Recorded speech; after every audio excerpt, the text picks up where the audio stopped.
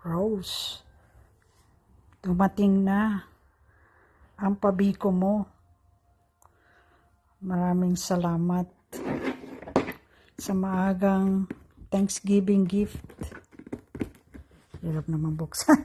Parang ayaw mo pa buksan, Rose, ah.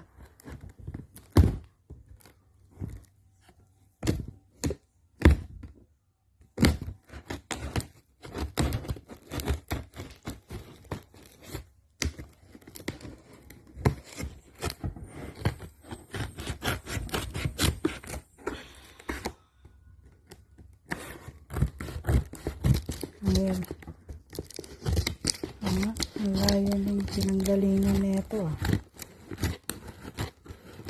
Ina-expect ko to on Tuesday pa, Rose. Mukhang naligaw. Mahirap ang buksan. Nag-iisang kamay lang gamit ko. Pasensya na.